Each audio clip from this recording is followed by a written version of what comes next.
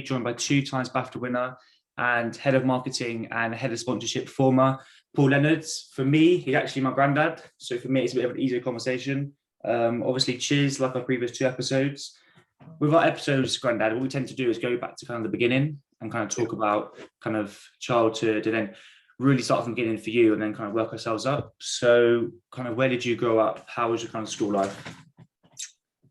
Well, I was born a very long time ago, very long time ago. And I'm from the north, as you can probably tell from my accents. I'm from a place, I was originally born in Manchester, but I didn't stay there very long before my parents moved to a place called Poulton-le-Fylde, which no one's ever heard of, but it's near Blackpool, which everybody has heard of course. And I was there for 16, 17 years. That's where I grew up. That's where I watched my football, was supporting Blackpool FC in the days when they were a good footballing team.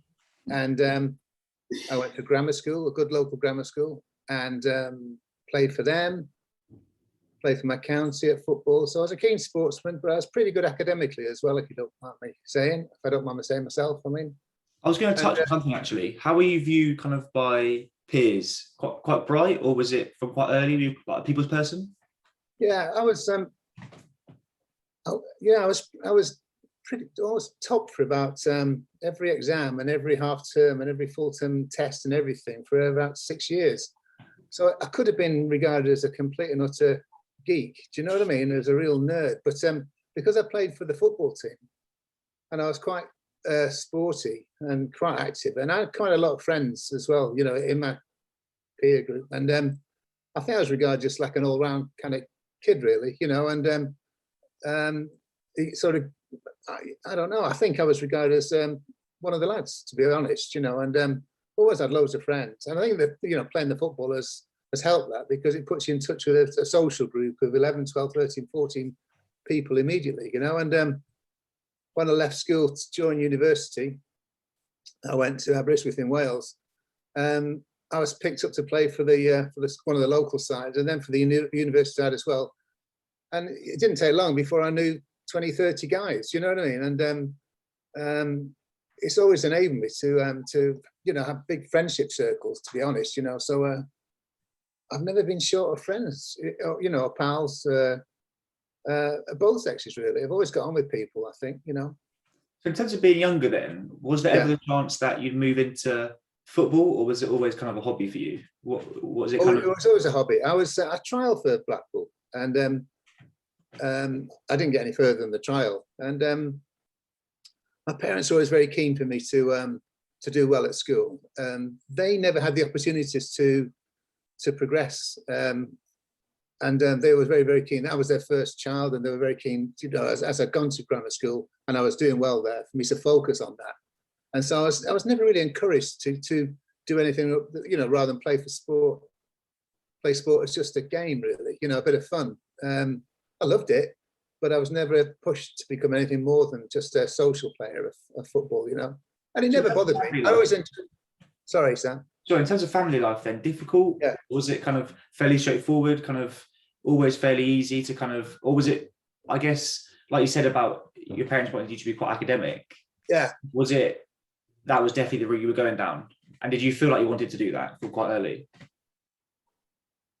Well, it's a good question. To be honest, it felt like, if I'm being very, very honest, I think I felt like you were kind of being pushed through a kind of a sausage machine, you know, through an education process that was, you know, GCSEs, A levels, then university, and whether you wanted to do it or not, you kind of felt like, because you were fairly bright academically, you were kind of, that was the inevitable result of what was going to happen, regardless of whether I wanted to do it or not, you know. And I had some issues with my parents when I was about 16, 17. Because I got to the point where I was kind of reacting a little bit against the constant homework and, you know, schoolwork and academic life. I you know, once I got to 16, 17 and I found girls and going out and smoking and stuff, you know, I thought, God, there's more to life than schoolwork, you know. And so that could cause a bit of a tension point. But you get through all that sort of thing, you know. And eventually I sort of got some decent A levels and decided, yeah, I'm going to go anyway, too, because you get the chance for a good education. You'd be crazy not to take it, really, wouldn't you? You know. And when I got to university, I love the kind of the life there, the social life. But to be honest, I never liked the academic life. Once I got there, I didn't work very hard when I was there. I played quite hard, you know, and I was married whilst I was at university, you know, to your aunt, and you know, I was quite a responsible person. But the academic stuff, it left me a bit. I didn't fully get it. Well, I got it, but I didn't kind of like it as much as I thought I was going to do. Mm-hmm. I found it a bit too dry. And Okay. I thought, when I got to about the second year, I thought, I've got to finish the course. I've got to complete it. You know, there's no point in being here for 2 years and then not complete it. I'll see it through. You know, I'm not a quitter. But I never took to study as much as I thought I would do. You know, I just kind of had enough of exams and revision and working and writing and all the rest of it. It's strange. You know, in later life, I became a bit of a writer. And I always thought, I'm so sick of it, really, you know, having to do essays and things. About when I finished, when I got my qualification, you know, when I got my my degree, I couldn't wait to leave, to be perfectly honest. You know, we've been 2 years married, and my wife and I, and you know, Carol and I, we wanted to sort of move and to do something, and a move to London was what happened for us. And I started working in a company that eventually became BT. It used to be the post office, but we moved to London, and I loved that. I loved the work then. It was great. It's what I was looking for, really. I needed something like that. Before touching on BT, then you kind of said about maybe study-wise, you kind of got bored of it quite early, and you know the academic side of it wasn't always brilliant for you, and you kind of wanted to kind of get out there. It sounds like. Yeah. Would you be considered then, from quite early, like a people's person, like that interaction with people, and you know, always been very social? Did you feel like you needed that from quite a young age? I think so. I wasn't kind of nerdy at all. You know, I was quite bright, but I wasn't geeky. I didn't, you know, really get into the subject matter as much as I should have done, really, you know, because I was studying politics and history, international politics and history, and I was interested in it and fascinated by it. But it wasn't like the be all and end all, you know. It wasn't like I was studying to become a doctor. It wasn't vocational in that sense, you know, like to become a doctor or a lawyer or something, where you really have to get into the subject matter. I didn't. I enjoy the subject matter. I've always been interested in reading about politics across the world, you know. I love all of that. I read newspaper every day still. I scour the internet every day for news updates and what's happening around the world. I enjoy it as a subject, and that was the point. I enjoyed it as a subject, a bit like football in a sense. I enjoyed it without getting too serious about the subject. You see what I mean? Does that make sense? Yeah, you know? sure, yeah. So, go on, Tiz. I was going to say, also, I saw you said you went to Baines Grammar School. Yeah. I saw that you did 7 A levels, which is a lot, because now we do 3, max 4. I don't know if it's max, but when you're clever, you do like 4 A levels. Could that be? I did them over a couple of years, the A levels, you know. So I got 4 and I got 3 and I got about 10 GCSEs, I think, you know. So I've got plenty of qualifications, you know. I did okay. I said I was a bright enough lad, but I wasn't super smart. I wasn't really, really clever. I'm not, you know what I'm saying? I was somebody who could revise really well and work hard at something, and I get my just rewards, really. I was kind of like a 75%, 80% guy, you know, at getting results in exams and things. I was good at it, you know what I mean? But without being super bright at anything, you know. I'm a jack of all trades, me. You know, I can put my mind to something and study something, and I can become quite knowledgeable about something without an awful amount of effort, you know. But I'd never be a total expert at something, you know. I'm good at a lot of things, but I'm not a master of anything in a sense, you know. I don't think. So, coming out of uni, then, how did the move to BT come about? Was it a case of getting lucky?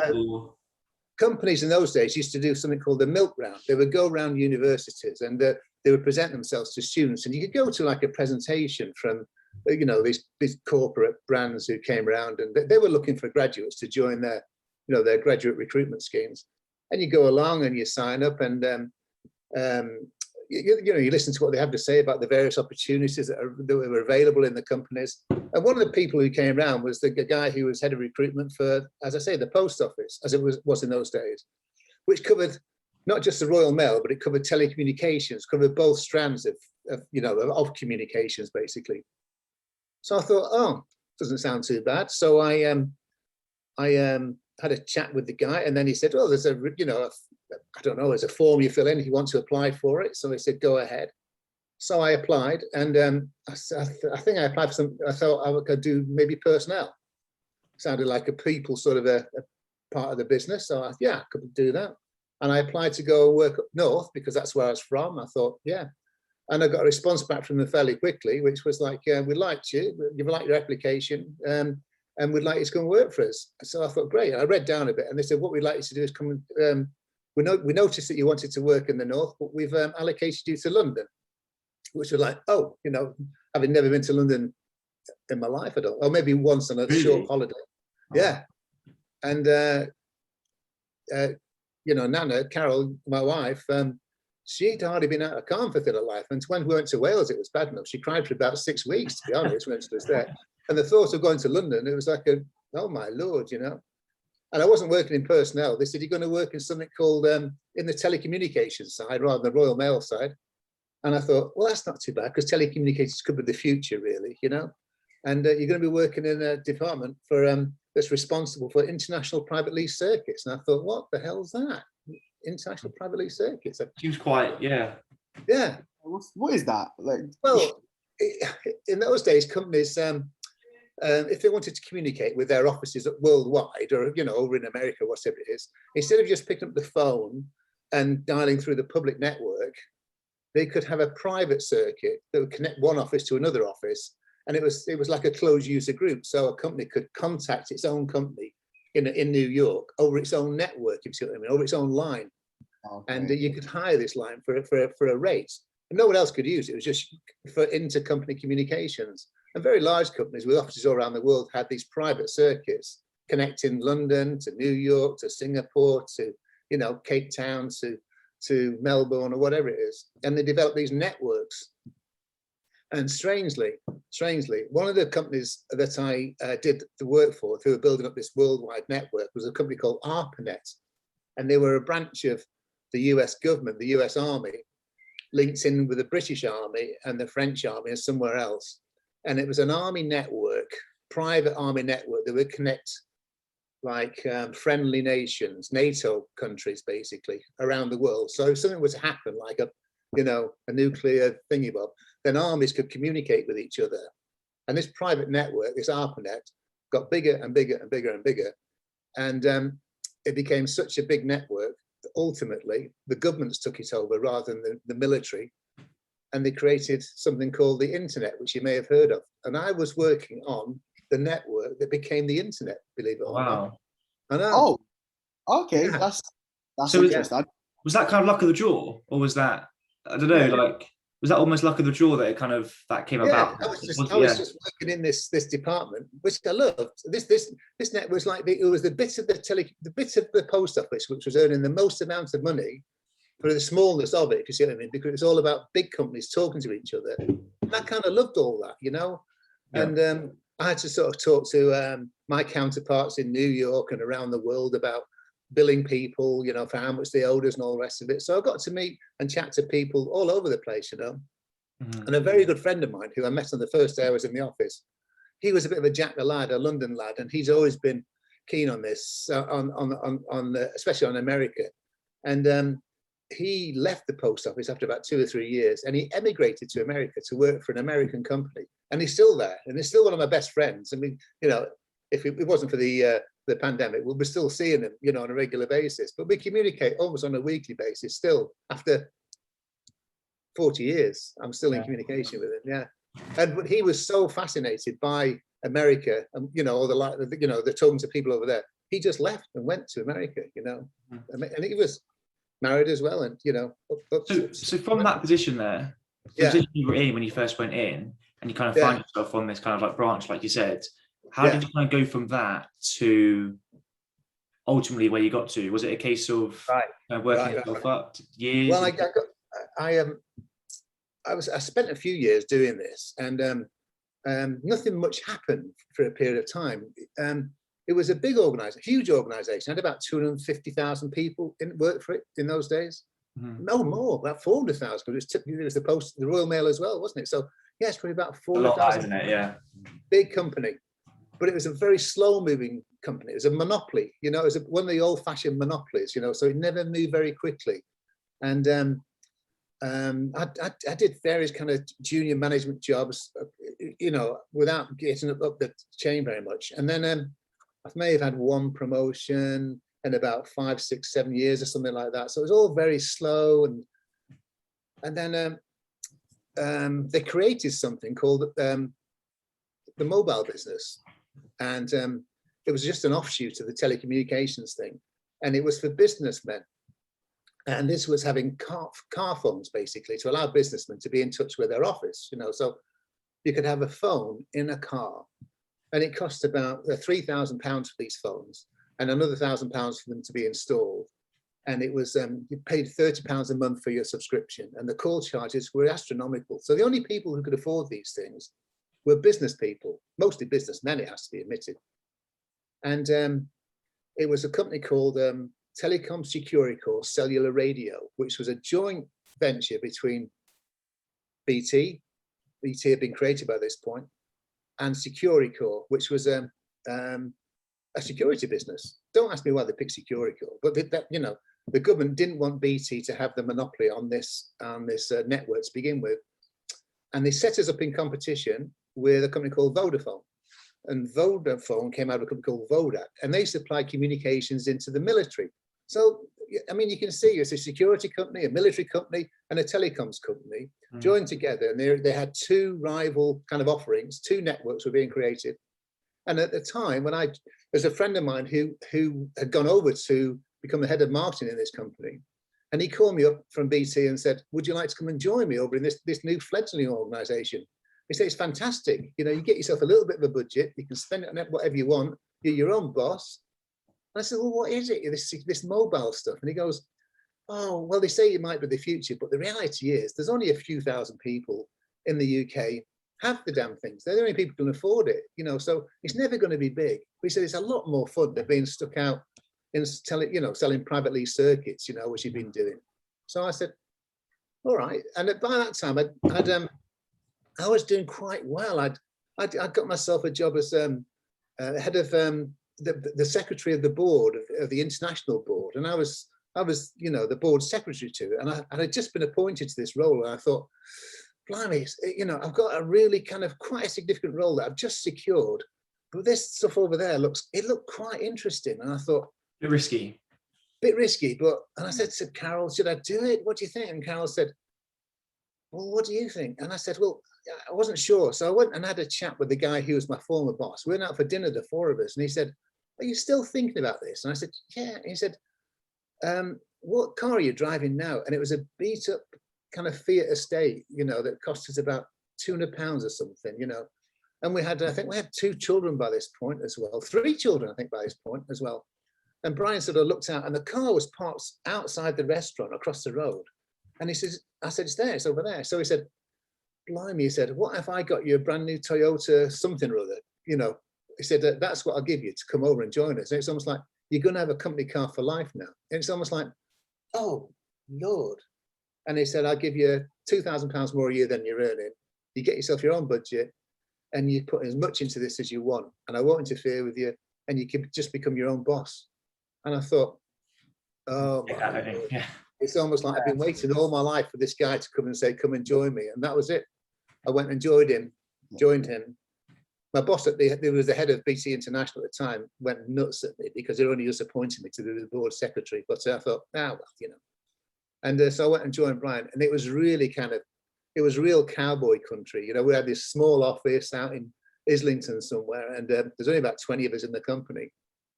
Very competitive, us and Vodafone, 2 networks, rivaling each other for all these businessmen, you know, and it was great. It was fantastic. And Brian used to say to me, right, you've got a budget of £500,000 to spend on marketing a year. It's up to you to decide how you spend it. It was almost like, well, I don't have to go to a committee and ask them how to spend it. He goes, no, you decide how you're going to spend it. I said, you can spend it all this afternoon if you want. But he says, if you do that, you'll have nothing for the year. And I'll kick your ass all over the place if you do it as well. But he said, you're the boss. You are the head of this part of, you know, you're the head of marketing. So up to you. And I just loved it. I just loved that kind of the pressure of being responsible, you know. Mm. Was this your job at because I saw you were head of marketing communications at Yeah. Cell, now known as O2. Is this the Yeah. job you're on about? Yeah. So, and I saw also during that time, you were kind of the reason why England rugby team currently have their O2 sponsor. Yeah. How does that kind of feel, knowing, because it was a while back, because it was quite a while ago. Yeah. How does it feel now, like over 20 years, seeing that your sponsorship that you did is still here till this day? I know. Well, I'm really proud of it, you know, but it shows it was a good choice. And I'll tell you what happened. It's because it was businessmen who were buying this product, okay? They're the only ones who could afford to do it.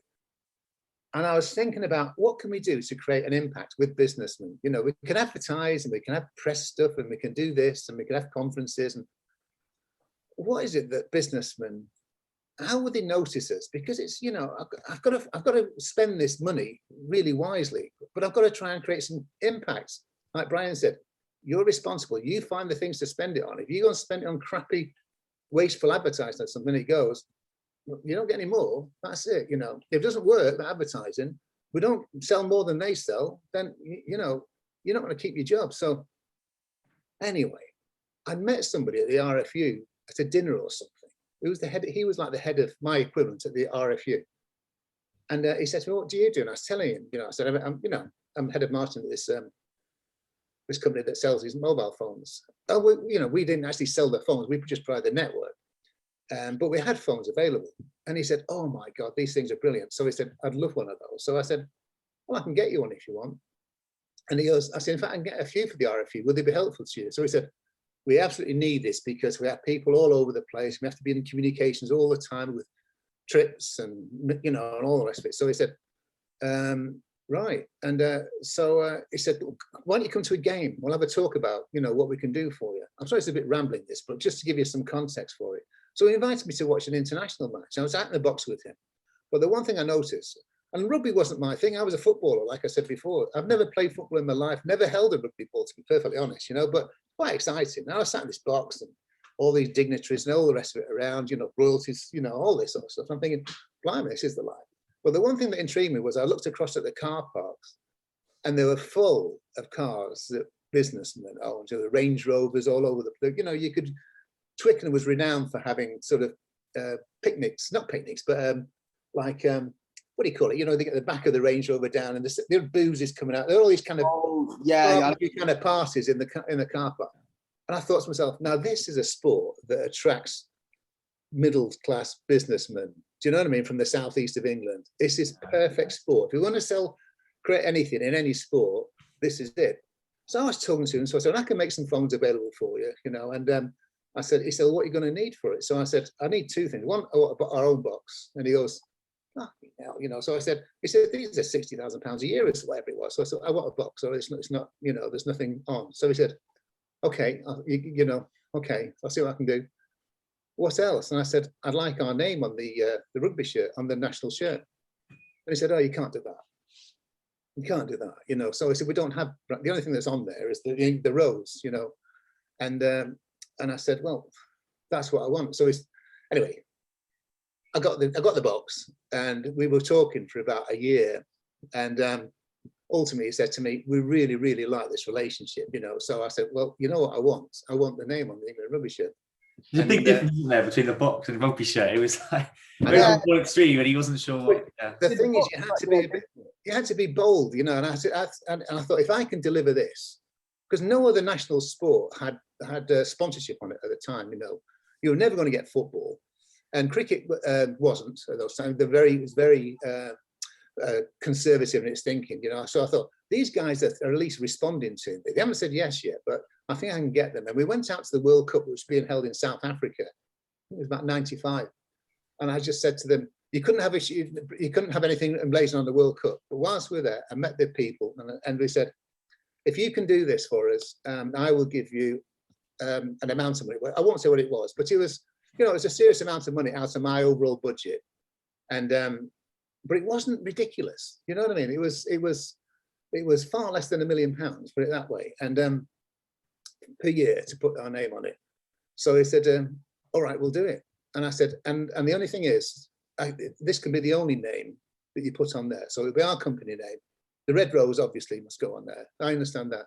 But no other corporate stuff can ever be on it. And the guy goes, okay. So when we came back from South Africa, we announced the deal. And I went to, obviously, I had to go back to the company. And I sort of said yes to this deal. I went back to the company.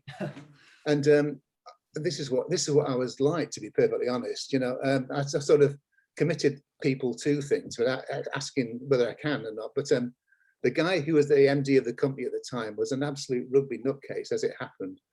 And I came back, went to see him, and I said, how much do you like the box at Twickenham? And he goes, oh, I love it, Paul. I love all the international stuff and all the rest of it. I said, how much would you like it if the shirts that the England guys were wearing had our company's name on? And he goes, oh, that would be just, I mean, that'd be ridiculous. So I said, I've done it. I've done the deal. And he goes, I don't believe it. So I said, I've done it. And he said, what do you mean you've done it? So I said, I've shaken hands on the deal. So he goes, oh my God, you know, he said, oh, all right, okay, all right. And how much is it going to cost us? So I said, have a guess. And he said, oh, Christ, I don't know. £1 million a year, Paul, or something. So I said, less than half of that. And he goes, oh my Lord, I love you. I said, seriously? I said, yeah. And he said, right, let's get it signed up before they change their minds. So we did. And straight after that, they were wearing our shirts. It cost a reasonable amount of money. As I said, less than half of what he thought it was. And it's less than half of what they were asking for, to be perfectly honest, you know. And the deal was done. And ever since then, they've carried our shirts. Still there. That is honestly, I know. And here's another thing that was good, I'm really proud of. A few years later, the company who provided the shirts, a company called Cotton Traders, they were owned by a guy called Fran Cotton, who was a former international. And he had this, you know, this clothing company based up in the north. But England, you know, began to become more and more successful because it's not like football where you get probably 20 really good playing countries in the world. You know, in rugby, you've got England, New Zealand, you know, England are one of the top 3 or 4 teams in the world, aren't they? And they always will be, quite frankly, you know. Yeah, England, New Zealand, South Africa, and like, I don't know rugby that well, but I think like countries like Fiji are quite decent from what I know. Yeah, but that's like comparing Blackpool to Man United, Fiji to, you know, I mean, not being funny, but you know, they're good, but it's not in the same league, really. Going on just one thing, actually, he said. Hold on a second, I haven't finished the story. So Nike came after a few years, you know, Nike, the sportswear manufacturer, they came in and said to the RFU, we'd like to take over the contract to supply the shirts. And it's not that you've got to pay us, but we'll pay you huge amounts of money to have, you know, to have our name and place on your shirts. And we'll do all the marketing for you and we'll sell them all around the world and blah, blah, blah, blah, blah. And the RFU said, oh yeah, well, you know, it was almost like a fantastic deal for them. Absolutely, you know.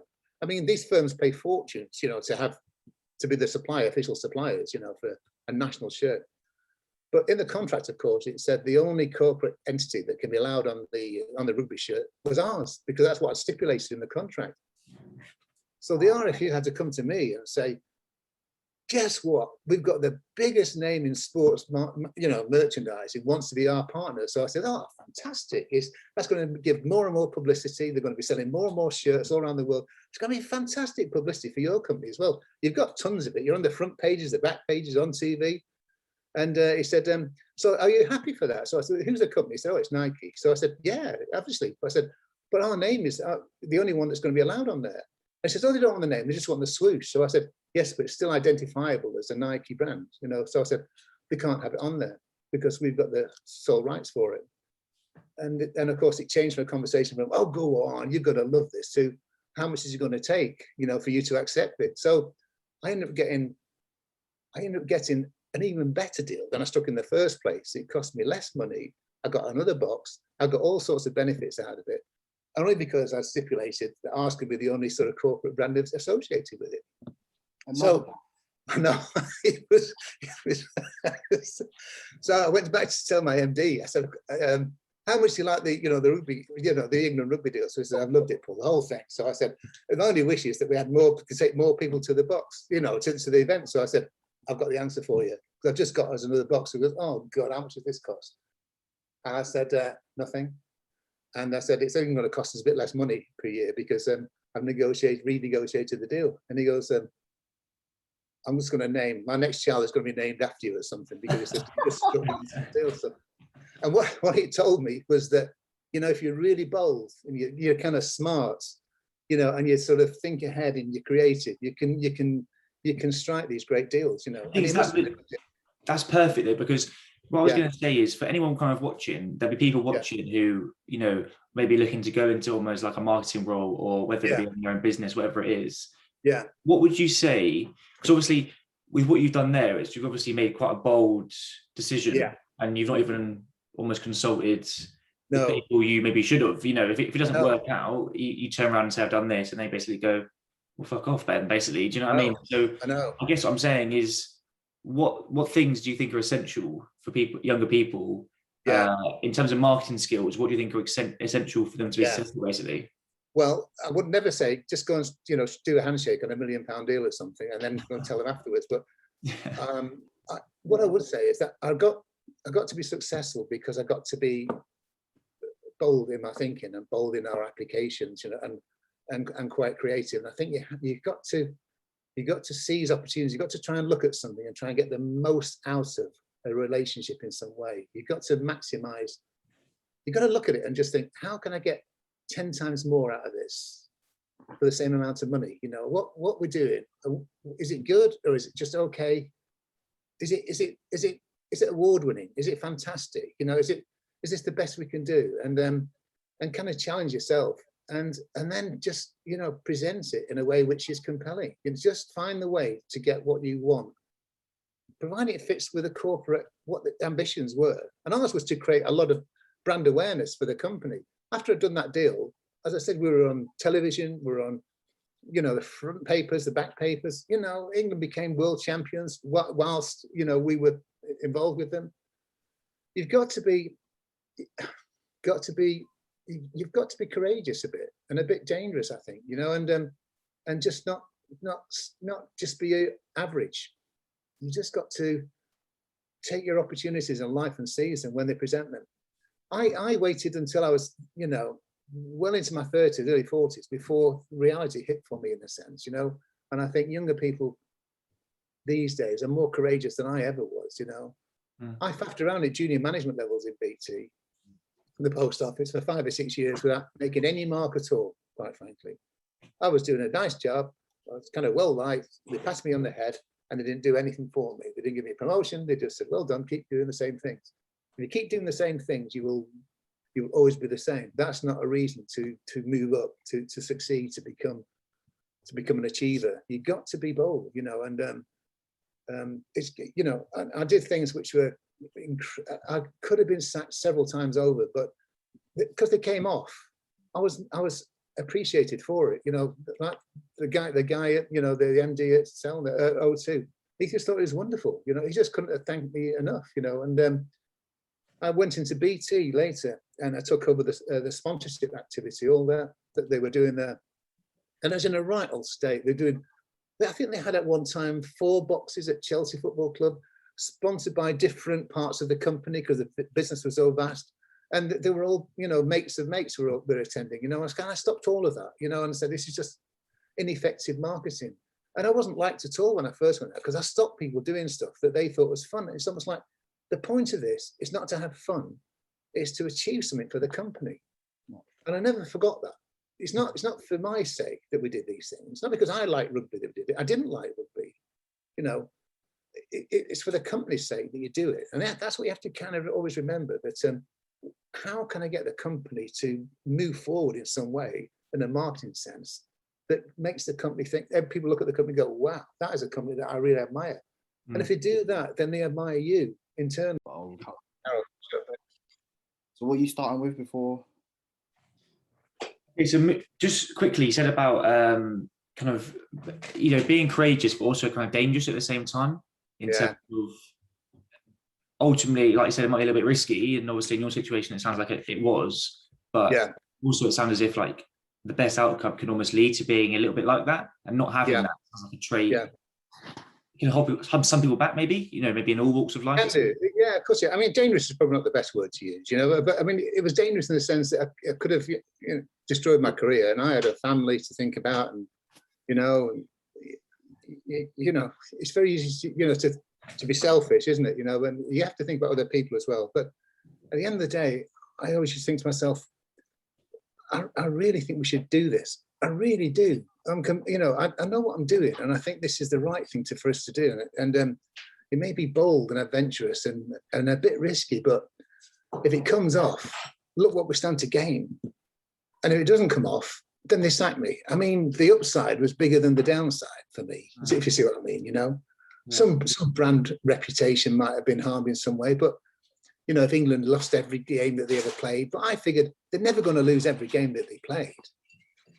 That's never going to happen. They're going to win more than, that's why they're one of the best teams in the world, you know. So if you think it through, it's a great team to, you know, to back. I could have spent less money sponsoring the equestrian team or something like this, but would that get you on the back page and the front pages? And No. that's what I'm saying, you know. So it's kind of like, yeah, it costs some money, but I would have spent that money. It would have frittered away on other things. It would have gone on 25 things of you know, £5,000 in value, none of which would have delivered anything meaningful for the company, you know. So we would have spent it on bits and pieces stuff. And it's one of the things I found out very early on was that think small and the returns will be small, you know. And it became a personal thing as well for me that if I want to become, you know, well known in my profession as somebody who is, you know, is good at what he does, then you have to do good things and big things as well. And so, as I say, sometimes you put yourself in danger. And I just mentioned that I've gone back into BT, which is the parent company at that point, before O2 was sold off to Telefonica. And it was sold off because BT, the parent company, was having a very, very difficult financial situation at the time. And I went into the company, back into the company, just at this time. So when I looked at all the sponsorship and found all this stuff that they were doing, which was small scale and meaningless and duplicative, not getting the company any kind of exposure that's any good for any of its target audiences, you know, and I stopped an awful lot of it. And I wasn't liked across the company because of it, because people thought I was stopping fun. And what I was trying to show people within the company was that if you do things really well and do them creatively, that gives, you know, we can create more good stuff than all this rubbish that we're doing, you know. So you just have to kind of trust me a bit. And people did to a large extent. And I was heavily involved when we were doing the bid for the London Olympics, because BT was going to be the host telecoms provider. Communications are massive at an Olympics games. You know, television has to be sorted out, media stuff has to be sorted out. The world is watching in and the information has to get out. So it's a huge communications challenge. And the host telecoms entity in a company plays a very big role. So we work very closely with the people who were making the bid for the Olympic Games. And I was heavily involved in that. And the people who were the organising committee for the games, they do visits to all of the people who were the candidate nations. And there's a turn of London to host them. This is well before, this was 6 or 7 years before, 7 or 8 years before the games would actually be awarded, would actually come to London. And they were going out to where the games were being built. So the games venue was out in the east end of London, basically, up in Edmonton way, that way. Yeah, south of Edmonton. But what do they call that bit of London? Anyway, you know, that bit of northeast London. Yeah. Yeah. And it was a massive, you know, old fridges and broken down roads and canals, and, you know, it was derelict area. And you know, one of the charms of the idea was that it would regenerate that whole area, which was great. And we're going to go and see Wembley, which was also in the course of being rebuilt. And they were going to come from, you know, the northeast part of London, through the city and out towards London and Wembley. So I knew they were coming through the city where BT's headquarters was. And knowing this, I thought it'd be great to have a huge banner put on our building. We had this, you know, this headquarter building right in the middle of the city. And so I commissioned a company. I didn't ask anybody. I had to ask the accommodation people to allow me to put these people to put these, big hooks and things in the side of the building. And I put this tall banner on the front of the building, which covered every window on the front, facing Cheapside. We were across the way from St. Paul's, and I knew that the people and all the cars and this retinue would be coming along Cheapside, past our building, to go down out west, towards Wembley. So I got it, got his companies to print it all up. I had this huge sign created which says something like, BT and the city are right behind the Olympic bid, or something like that, some words like that, to signify that the City of London was getting right behind it. But I made sure that BT's name was very, very big and prominent on there, so they knew it was us, as well as the city. And then I knew that you needed permission to do this, so I called up some guy who was head of buildings planning or something in the City of London, and they're very, very strict about what you can do with buildings. You're not allowed to advertise in the city. The city is a small area, where all the financial centre is, and you can put up screens, obviously, when building work is being done, but you're not supposed to put any advertising on these things at all. So I thought I'd better check what his thoughts were. So I called him up, found him, and I was literally on the phone. So I said, I want to put this big banner on the side of our building. And he goes, what would it say? Oh, is it just blank? And I said, no, it's going to say BT and the city supports the bid. And he goes, oh, you can't put advertising on a banner. So I said, don't you think it's a good idea if the city is seen to be supporting the game? So he said, oh yeah, I love that. He said, but we don't allow it to happen. So I said, oh, okay. So I said, well, what's the formal process for doing it? And he goes, well, what would happen is ordinarily you'd send me a request to, can I do this? I would look at that. We'd go to our committee. It would probably take 6 weeks for us to respond saying, no, you can't do it. Oh, I said, oh, okay. So I said, what if I put it up anyway next week? I will, when they come. And he goes, well, we'd know that you'd done it, and it would take us 6 weeks to request you to take it down. So I said, oh, they're only going to be here for a week or so. I'll take it down after a week. So he said, so it really wouldn't get into the area where we'd have to complain to you to take it, give you a formal warning to take it down. So no, I promise you, I'll take it down before we got to that point, because it's only impactful whilst these people are here. So he goes, well, on that basis, I love it. So he says, but you promised me you'll take it down. So I said, I promise you, I'll keep it there for a week because it'll create a bit of attention, but I'll take it straight down. And if we win it, what I might do is put it back up again, say BT and the City of London supports the fact that we have won it. I'll just change the wording on it, I'll reprint it. And he goes, I love that too. So anyway, so I said, so you're happy? So he goes, yeah. In fact, I'm going to look forward to seeing it. So I said, okay. So I called the company who had made it and said, right, go ahead. Over the course of this weekend, can you put it up on the building? So they did. They got it hung up there. And of course, on the Monday, the whole of the company turns up to go into the door, of course, and this huge banner on the front of the building, which covered all the main offices that overlooked the street, including the chairman's office and the CEO's office, and all the senior management all had their offices on the outside. And I put this banner that stopped them looking out on the thing.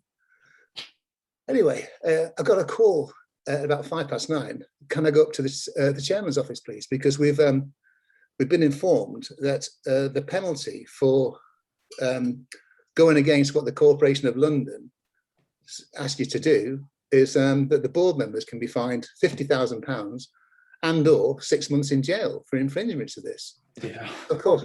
So the board, BT, thought that they were going to send like a Praetorian Guard round to come and collect them and throw them in jail for 6 months. So I had to go and, because I was about to be sacked, I think, because I'd put the company's board members at risk of fines and maybe even imprisonment. And I thought this was way excessive, So I was kind of upstairs, waiting for it to be called in, whilst I thought, well, this is it, I've got to get sacked. And the next thing I know is just a big kerfuffle and, people, whatever it was.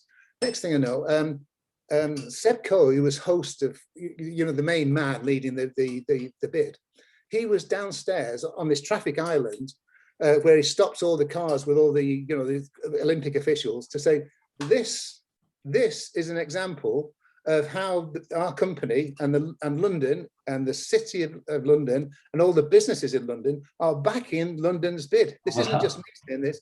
And the television cameras were there filming him doing this. with all the Olympic officials stood there. And of course, our board members, were all downstairs, and they're all kind of shaking hands with, Lord Coe and everything like this, And we were on the news at 12 o'clock midday news, 6 o'clock news, 10 o'clock news. This huge banner, with Lord Coe pointing to it and saying, and there's BT, big BT, is backing the bid like this. And of course, everybody came upstairs after us, and they came to, and I'm still sat there like this. And I haven't seen any of it because I'm still upstairs waiting outside the chairman's office to get, thrown over the side of the building or something. And they came, and then was shaking my hand saying, what a great idea, fantastic, and all the rest of it. And I was called in to explain it to somebody, and he said, how on earth did you get the Corporation of London to agree to this? And I said, I didn't. I said, I've got to take it down in a week because that was the agreement. And he said, the words were something like, you cheeky so-and-so, so-and-so, how on earth do you dare do this sort of thing? And I said, well, we're on, I could see, I know that the television cameras were down there, so I look forward to the coverage. And it was enormous. It was absolutely enormous, And of course, 2 days later, I was regarded as not a hero or a genius, but it was like one of the greatest things that the company's ever done in a marketing sense, And people said to me, it made such an impression with the organising committee for somebody to do that, for some company to do that, that it really got to them, And I thought, there you go, we made an impact, Again, though, it links into that whole idea of courageous but dangerous, I think, and that whole kind of mindset. Because yes, very risky. There's so many people, I feel like, who just, you're going to get to a certain point, and as soon as there's kind of, not necessarily obstacles, but as soon as there's any sort of kind of tension or should I, shouldn't I, it shows, I think, like I said, for anyone watching, how important it is just to kind of, obviously sometimes it's going to backfire, but sometimes, like, you've given us 2 examples there with the rugby and also with the Olympics, where you kind of made a decision, really, and it's risky, but luckily enough for you, it's paid off. It came off. Yeah. But I covered myself, I covered myself in the sense that I'd checked with the guy. It was a phone call, and we had a really nice conversation. He said, I'm happy, Paul. We won't do anything for 6 weeks, but if it goes up and you take it down, who cares? It's basically what he said. And I said, brilliant, So it was almost like, he wasn't saying, I condone you for doing it, but he said, I really think it's a great idea. But if you left it up for 6 weeks, I'd have to tell you to take it down and would issue warnings against you. But if it's down inside that period, hey, so I thought it's a gamble that's worth taking because we weren't censured in any way. Nobody said anything about it at all afterwards. Just everybody just applauded it. And it's like, was I lucky? I don't know. I think I was lucky I didn't get sacked immediately, but if Seb Coe and the retinue hadn't turned up as they did, if they'd taken a different course, a different route or something, but anyway, it came off. If you compare the 2 then, how do they rank for yourself personally? So the London rugby success and then the Olympic success, how do you compare, or are they just very separate? Which one was more risky, would you say? I think the banner was a risky one, to be honest, because I could have got people in trouble. I could have got seriously sacked for it. But I kind of thought to myself, at the end of the day, it's just a banner. It's not life and death. It's a banner. And when the Olympics came back, I left the company literally before the Olympics actually unfolded. But they stuck the banner, another banner, used the same pins that I did, stuck it on the side of the building, and used the same pretext, and it was like, oh, there you go, you see. I enjoyed all those big things that came off. I enjoyed them all. I thought, I wouldn't say anyone was a bigger idea or a lesser idea. It's just, I just thought, well, I just have to have it's like the courage of your convictions you have to have sometimes. I just think, I've double checked. I think I'm secure. I think I'm safe on this. It's going to look really risky, when you first do it. But when it comes off, it's going to be, as I said before, the upside from it happening could be fantastic. The downside is that I might get sacked and the company's reputation might be harmed slightly, But the upside was the company's reputation was enormously enhanced, massively, And that banner cost about, I think it cost about 25,000 quid to produce and 10,000 pounds to put it up there. We had millions of pounds worth of publicity from it. I mean, in terms of return on investment. Couldn't have better do it, really, no. No. Yeah. I've just seen the banner. It's huge. They weren't all like that, though. They weren't massive things sometimes. Sometimes one of the if I'm talking too much, you must tell me to stop. But one of the things I did BT had lots of strange kind of things, and I changed a few of them. One of them was this relationship we had with Tate Modern, which had been opened, you know, during the time I was there, and it was a cool new place to go. You know, a centre for contemporary art on the South Bank of London. I think when you were a little boy, Sam, I took you there, if I ever remember rightly. You know, with you and Georgie, your brother, and BT was backing something called a permanent collection there. And it was like a telecoms company is backing an art collection. And it's like, what's the, how, you know, what's the, why is it, you know, what's the connection between the art collection and what we do as communications? And it didn't kind of fit. And as the company was having these really tough financial periods, it was, you know, shareholders were saying to the chairman at the AGM, why are you spending £1 million or whatever it was on an art collection when the share price has fallen through the floor? What's the point, you know? And he called down to me to say, what's the point? I said, I don't know. Your predecessor did it, not me. I've just inherited it. And he goes, we'll sort it out. And he got to respond to this person as well and explain to him why we're doing it. And it's almost like it's my fault. And I come into the company, I was already doing it, see what I mean? So I had to go to Tate and say to them, we're not sure about this relationship, supporting the permanent collection. So long story short, I got them to change the nature of our relationship so that we supported Tate Online, which was their online capability. And we built all sorts of platforms and power and capability and technology we pumped into this thing. And I said, it makes more sense for us to be supporting what you do in an online context, because what we're trying to do as a company is promote broadband. Broadband was being rolled out at this time, you know, and we want to be seen to be at the vanguard of the broadband revolution. So you need to demonstrate things in an online context, don't you? So we started doing some really cool things with Tate Online, and it won us all sorts of awards, and it was brilliant. And we got about 1 million people a month were watching Tate Online by the time I finished. 1 million unique visitors a month. So that's 12 million people a year were going through the online door, as opposed to the real door, which was about 5 million people a year. So 2.5 times as many people were coming online into Tate as you know. So that's how powerful it became. But one of the things I did with that, and this is just to show that you can do things on a kind of small scale sometimes, is that we were supporting Middlesbrough Football Club at the time. And it was Middlesbrough, a really tough area. And Sunderland was nearby, another kind of tough area, tough northeastern towns, you know, Newcastle's just up the road as well. Yeah. And I said, how can we get kids involved in what we do with Tate Online? Because it's very easy for it to be seen as like a southeast London, cool, middle class thing to be supporting the arts in some way, even an online version of it. So I said, right, we'll go up to Middlesbrough. We're going to half a dozen schools, 2 in Middlesbrough, 2 in Sunderland, 2 in Newcastle. And we'll go and see the art teachers, and we'll say to them, we want to get you involved in a project around Tate Online, so, you know, supported by BT. And they said, art lessons are really an excuse for kids just to throw paint at each other for 45 minutes. You're never going to get them to be interested in it. No, you know, we can't get them interested in English and maths. You get them interested in art. It's not impossible, but, you know, if you want to come in and try it, fair enough. But what we did, there was an exhibition on at the time, which was called Picasso and Matisse. And they were 2 contemporaries, you know, of modern art world. There were 2 huge names in the modern art world. And there was this exhibition taking place at the time. And they were contemporaries, and they did some things very, very similar in some ways, and then very different things. But there were 2 major players. And one of the things that Picasso is, he didn't just have one style of painting or creating things. He was brilliant at ceramics. He was great at sculpting. He was fabulous at painting, obviously, but he had a blue period, a pink period, an African period where he studied African art. He invented cubism virtually. He invented contemporary art in a sense. He got into surrealism.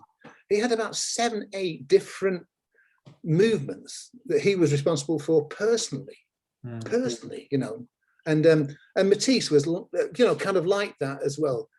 And Matisse created artwork from just cutting out shapes. His most famous work's probably the Blue Nudes.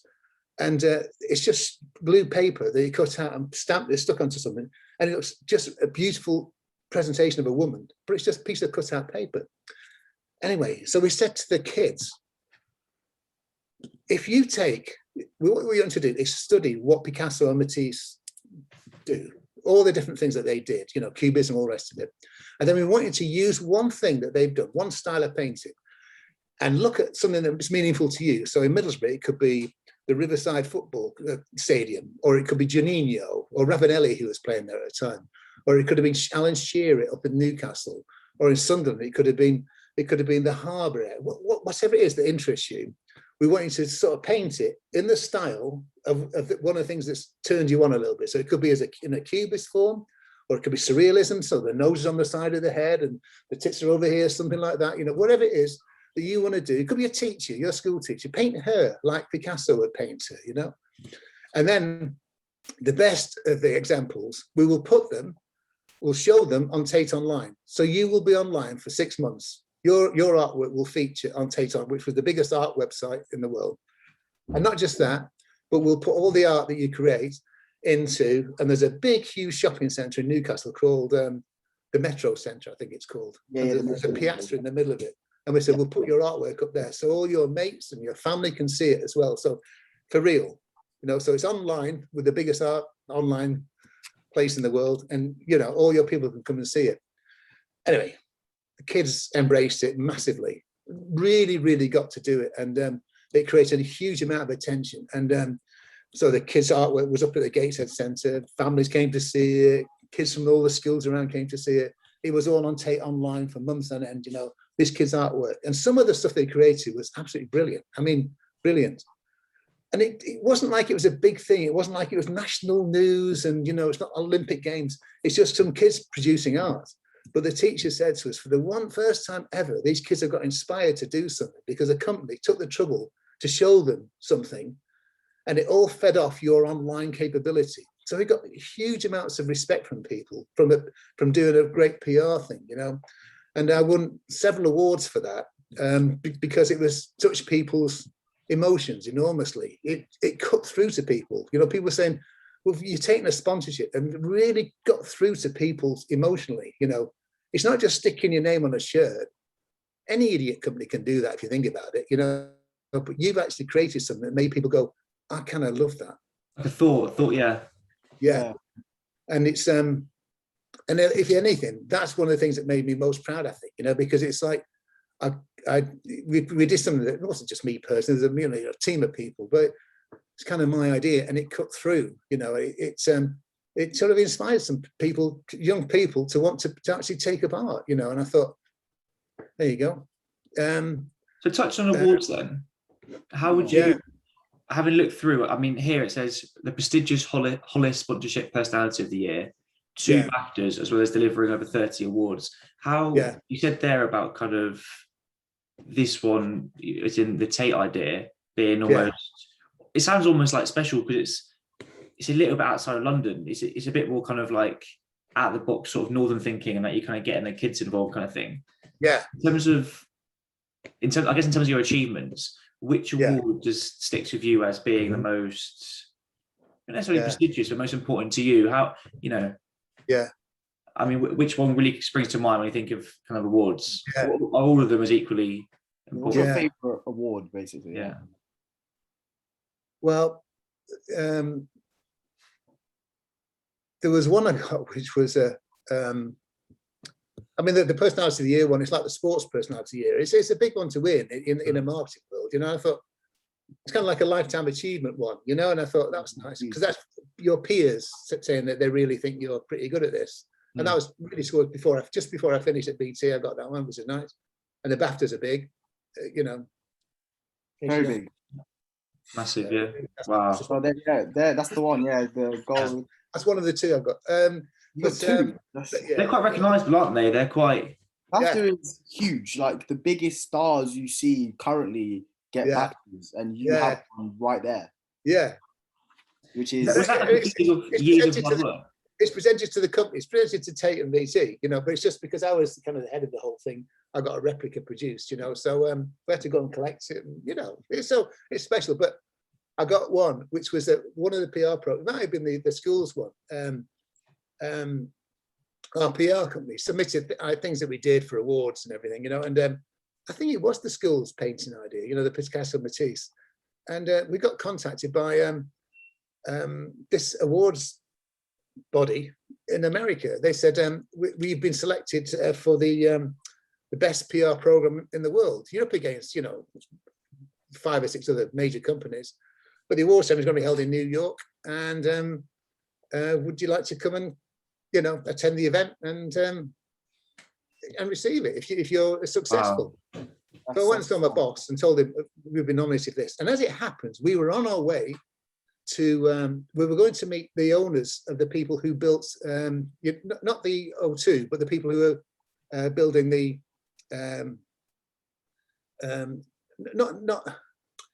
what has become known as the O2, the venue is now used as an events venue, isn't it? The O2 Academy. Yeah. No, the whole thing at the O2. Oh, the whole thing. Yeah, it was the Millennium Dome, wasn't it? And then it was used for a while. And then this company called A&G in America bought it and created a place, a venue within it, so that people could hold events there and everything, including the academy. And we were invited over to America to the West Coast of America to meet the people who built it, to see if we wanted to become the first sponsor of it. And I was really keen to do this. So I was keen to sort of go over to, Los Angeles to meet these people. That'd be a great trip, And as it happens, it was it was O2 who were part of the BT family became the ones who got it in the end, off the back of us saying, I came back and said, I really want to do it. But the people at the time said, no, it was one of those that got away from me. It was too risky. We don't want to put our name to it. O2, part of the family said, we'll put our name to it. And there you go. The place is known as the O2. It could have been known as the BT, but never mind. That's when I didn't win. I couldn't convince them. But that was a lot of money to do it. So I had to ask, whether they could do it. Anyway, so we were on the way to America anyway. My boss said, okay, you go out and meet the people. That's fair enough. And he said, God knows what my director's going to say, about you going out there. Christ almighty. So I went up to see him and said, Paul's got an opportunity to go out to the West Coast. And I think that's a good idea, to go and, see where they want to sponsor this. So he said, oh, it sounds like, I think he called it like a boonswoggle or something, like a, it sounds like a right old trip, where you're going to have fun.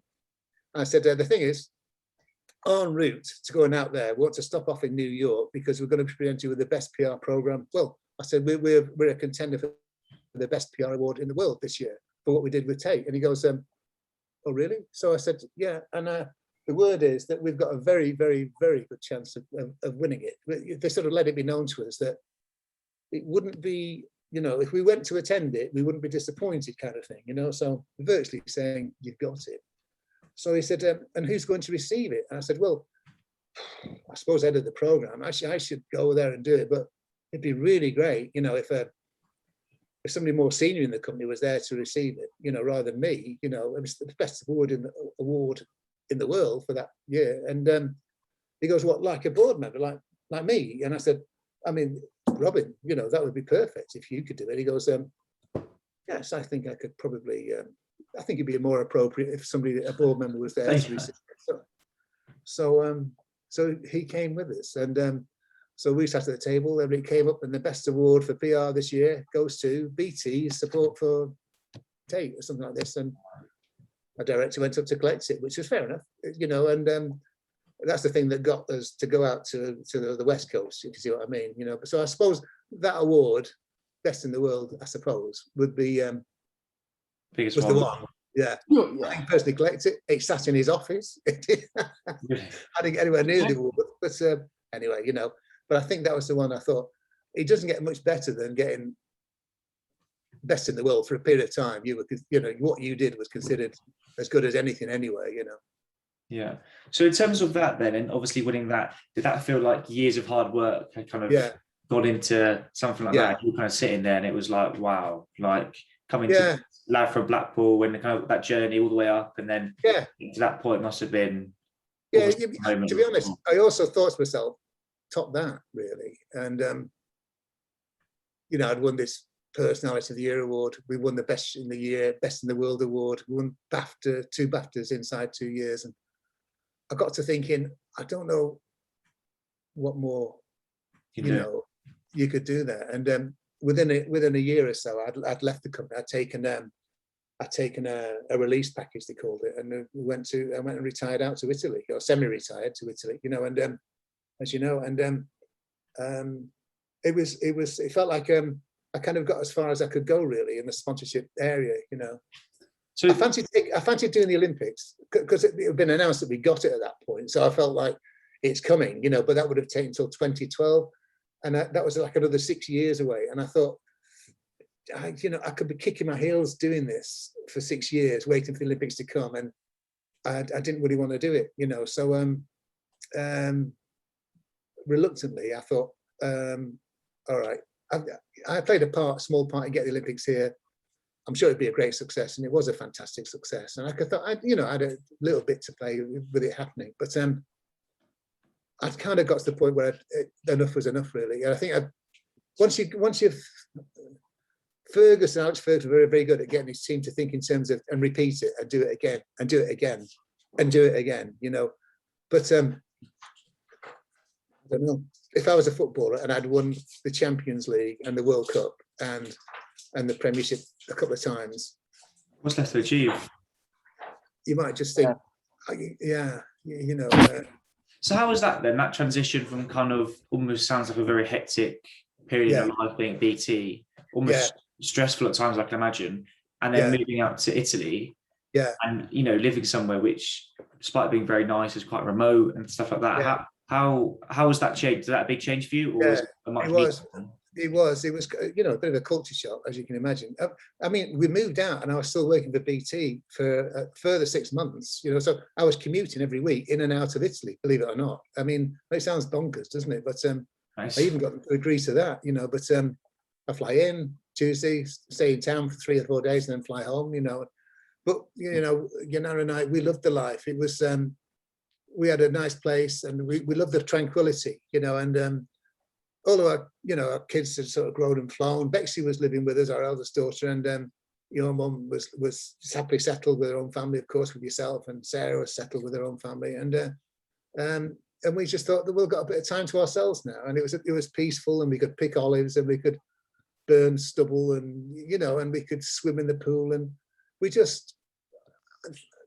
I think I'd led a pretty hectic lifestyle for 18, 19, 20 years, and it was time for a bit of a break, really, and that afforded us that, you know, and for a couple of years it was great fun, you know. It just enabled. It's just a nice, relaxed. But at the end of the day, you still had to sort of pay for things, and we had to sort of come back and illness happened as well. But we had to sort of come back and work as well, you know, because we just needed to do that. And so touching on that then, in terms of illness-wise, and obviously, I'm not sure how the overlap works in terms of Italy exactly, but I've got it down as 2013, diagnosed with cancer. How, in terms of things you've been through in your life, and obviously on a lesser and different scale, BT being obviously challenges such as decisions you made and be difficult. Being diagnosed with that and going through that, does that stick out to you as the hardest thing you've ever been through?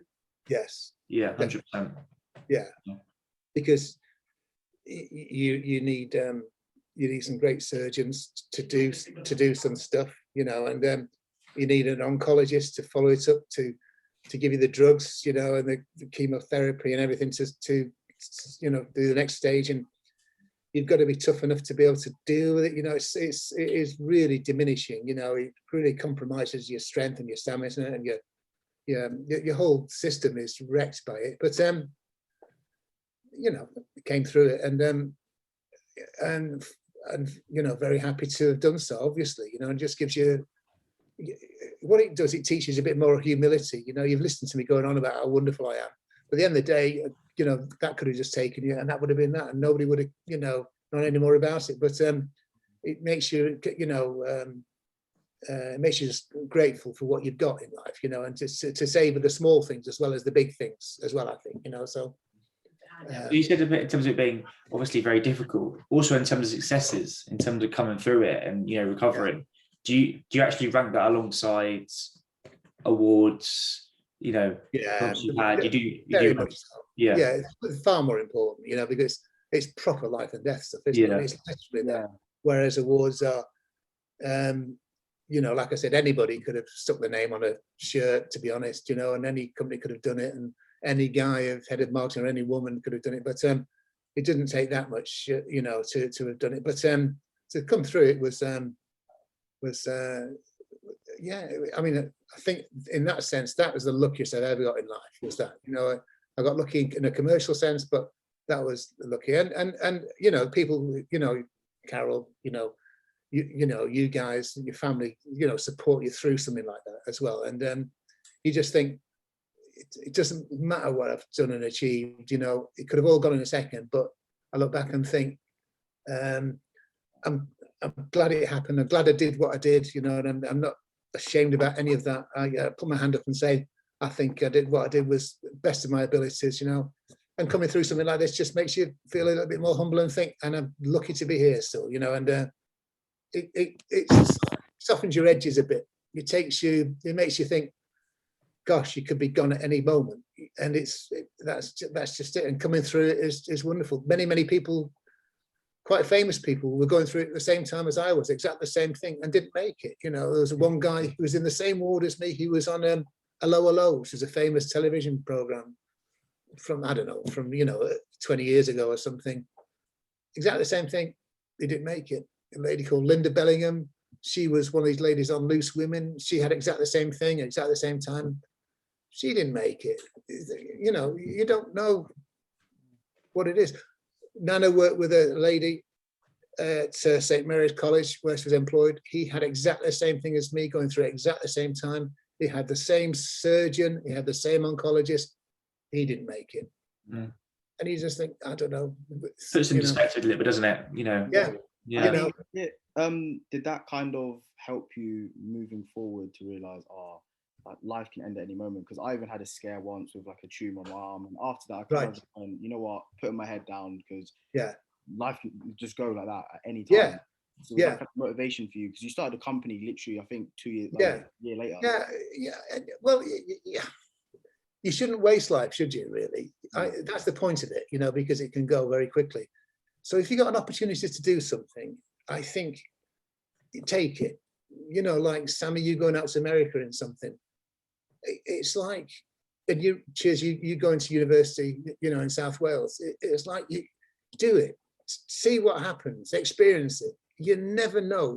You'd always be thinking, God, I had the chance to go and do that, and I never took it. And I could have met people, and it doesn't matter whether it's successful. It doesn't matter what degree you come out with. It doesn't matter if you don't come out with a degree. You've tried to do it. You can't be accused of not trying it and not doing something. That's the worst mistake you can make in life, is being timid, I think, and just thinking, the more cautious approach is to, hang around a bit and just not do something, not strive to do something really good, for yourself personally, and when you're employed, for your company as well.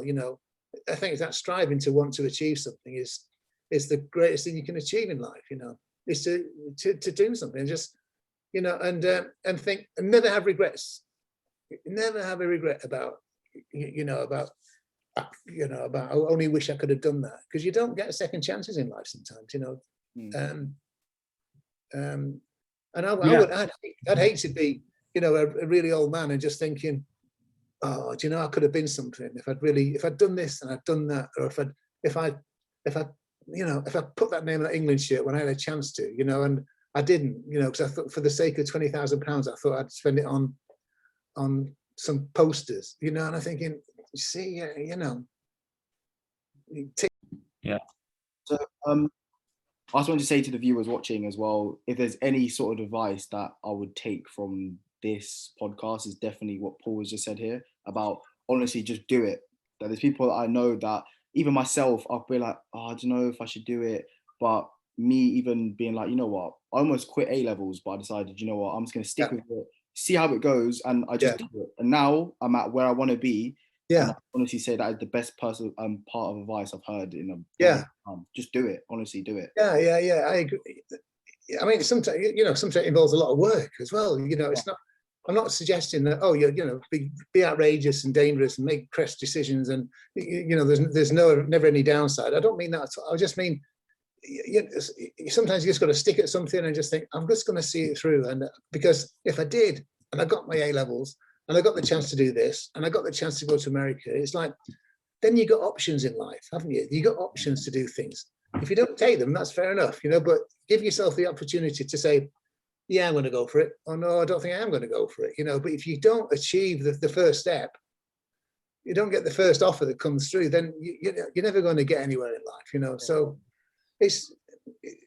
often it's just the hardest work gets you the best rewards, I think. You know, it's a bit like in the investment thing I was saying before. You just sometimes got to put it in to get the stuff out at the end. It's life's a bit like that. You know, you got to find the way to get the most out of life, I think, you know, and also try and retain being a decent sort of person as well, isn't it? Nobody wants to be a knobhead, you know what I mean?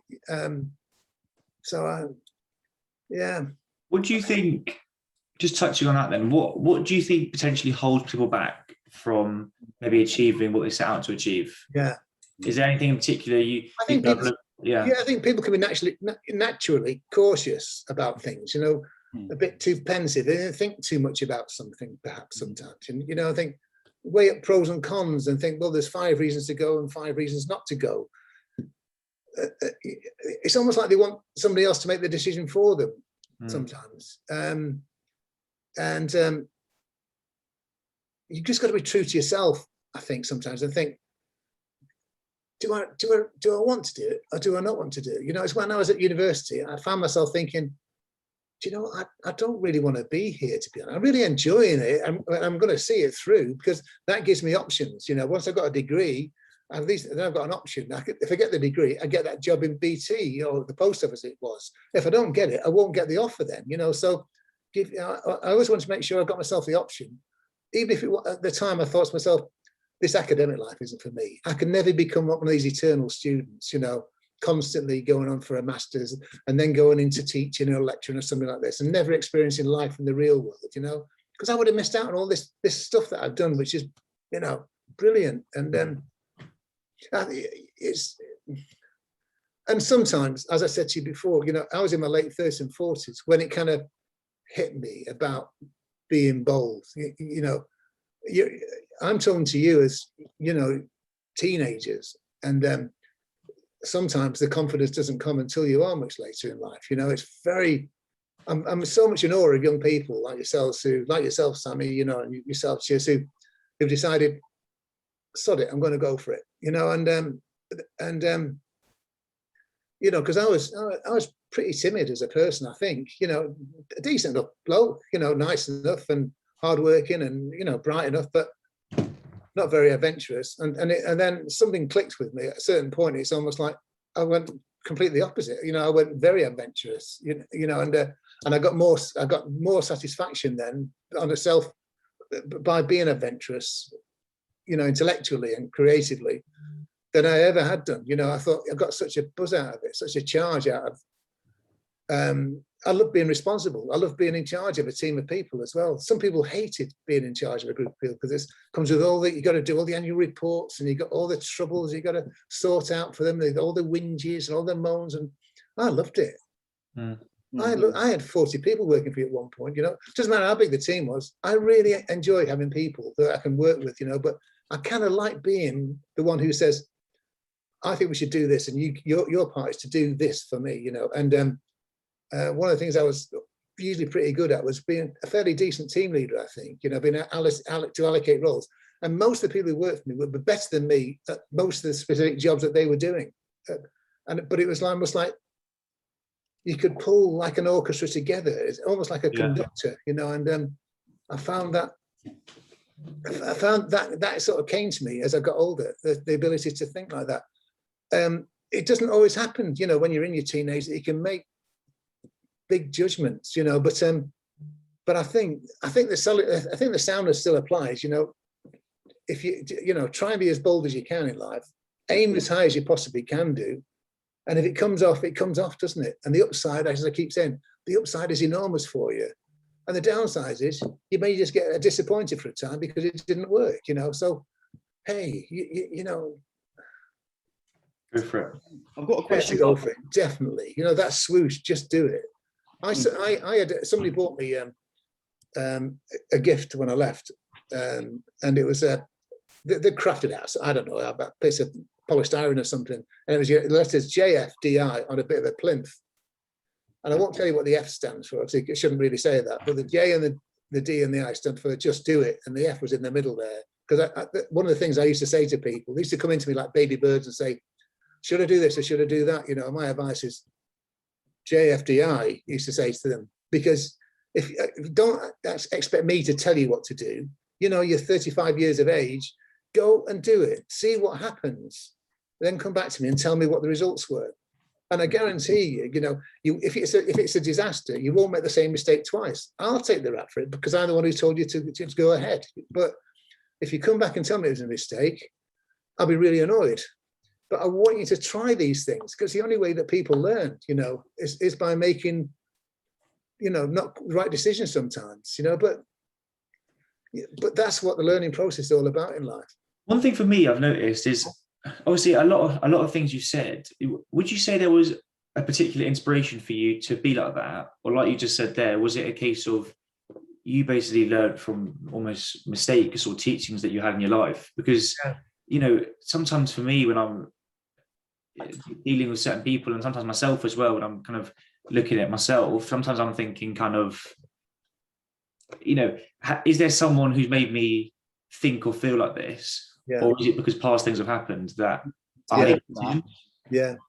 Just to add on to that as well, what also skills would you say would take to be like a good leader for someone like myself, other people watching that want to be a leader as well?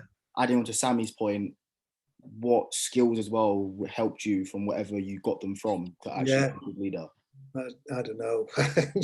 I mean, people who work for me, they said it was a complete, you know, TWAT, I suppose. But I don't think most of them would say that all the time. I think they just occasionally I was, you know, I could be bad, you know, bad tempered or something, but most I got it okay, I think. But I think you've got to be very honest with yourself and with people. You know, if they're doing something wrong, I mean, tell them they're doing something wrong. You know, don't let people continue to make mistakes. You know, step in and just say to them and guide them. You know, and say, it's not working this, and we've got to change it somewhat. Don't allow them to make huge mistakes. You know, let them go ahead but don't let them go, you know, disastrous. You know, be watchful, I think, and kind of you've got to guide people a little bit as well. I took a lot of inspiration from 2 or 3 people who were really good managers to me, great managers, and I took lessons from the people who were really bad managers of me as well, thinking I'd never do that. What they're doing to me there is wrong, you know, bad or poor, or I don't like that, you know. There are favourites, and you know, I'd learn an awful lot from bad management as inspirational management, you know. So every day I found life was a lesson to me, you know, and I think that's something to bear in mind. You know, you'll find lecturers and coaches who you think are great, fantastic, you really respond to them, but you'll also find, you know, lecturers and coaches who you feel less respectful for, because you think they're just talking twaddle here. This is just rubbish, you know. And it's very difficult to sort of move on with people who you've got like that. You just got to get your way through it and find somebody then who's a better manager to guide you yourself. At some point it kicks in and you think, I think I can take on the responsibility now to manage people. You know, I think I've learned enough to be able to do it properly, I think, you know. Footballers who are great footballers don't often become good managers. You listen to people like Keane and Bet, they always have massive respect for Ferguson. They always seem to say he was just a great manager. Very few of them said they actually liked him an awful lot. They all said he was, you know, was really difficult to work for. He was unforgiving, you know, but they also said he was fatherly in a sense. You know, he'd give us the hairdryer, but he'd do it privately. He'd do it in the you know, in the confines of the changing room. He wouldn't go out there like Mourinho would do sometimes and say, Luke Shaw's rubbish. He doesn't know how to play. Ferguson would never do that. And you can see how you know, Shaw's confidence was undermined by somebody, you know, slagging him off publicly, you know. So he may not be the most likable person, but he was a very good manager, I think, was Ferguson. Tough as houses. Even what you said though, you can draw small comparisons or even little things you said for me, because in my mind I'm thinking, you talk about kind of decisions you make kind of with the banner, but you said almost that you covered yourself before doing a banner. It wasn't a case of I put a banner up, I've not spoken to anyone about it, and then that's that. Do you know what I mean? And almost like the importance, from what I'm taking from what you're saying, is the importance of almost structure before making a big decision. Does that make sense? Yeah, of course you should. You know, Yeah.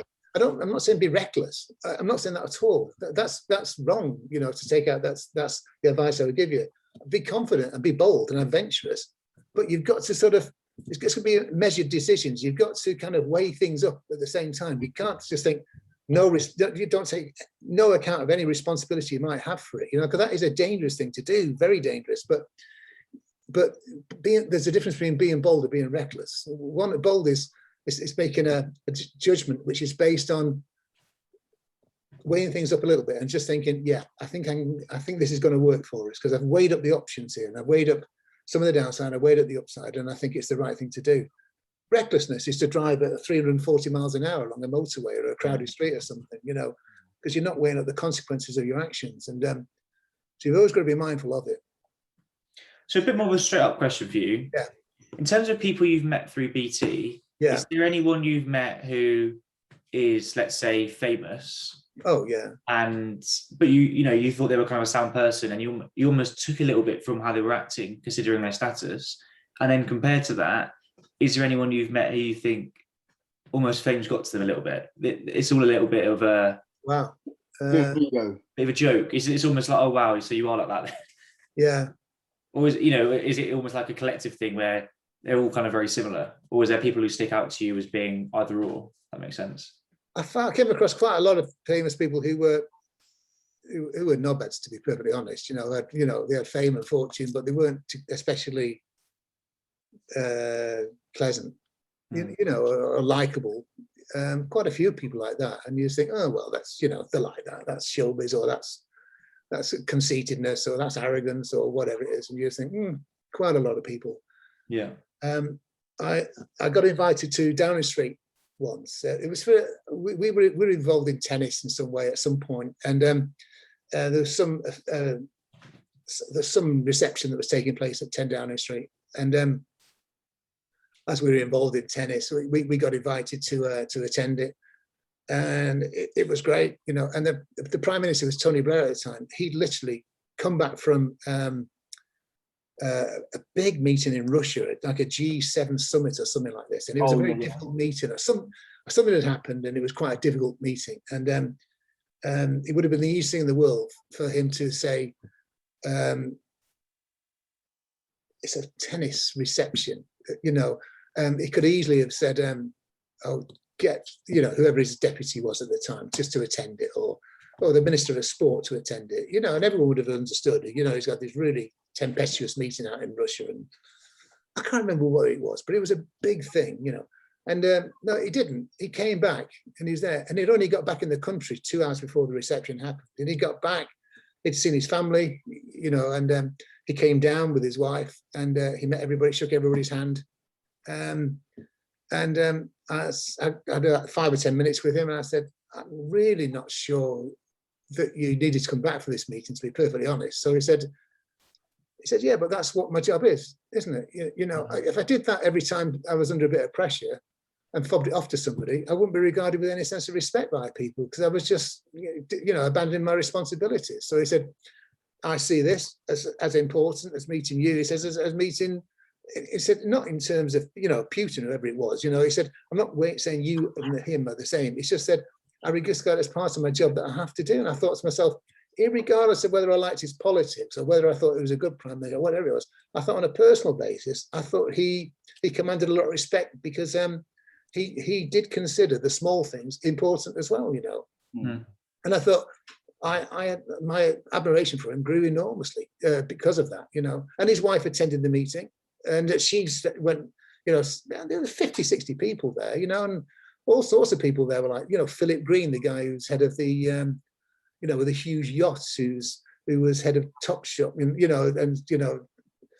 big important business people were there, and yeah, he spent some time with all of us, I thought that's decent. I thought, yeah, I would have liked to have met Mandela. We went out to South Africa once with the World Cup, and I wanted to go and meet him. I possibly could, but it wasn't possible.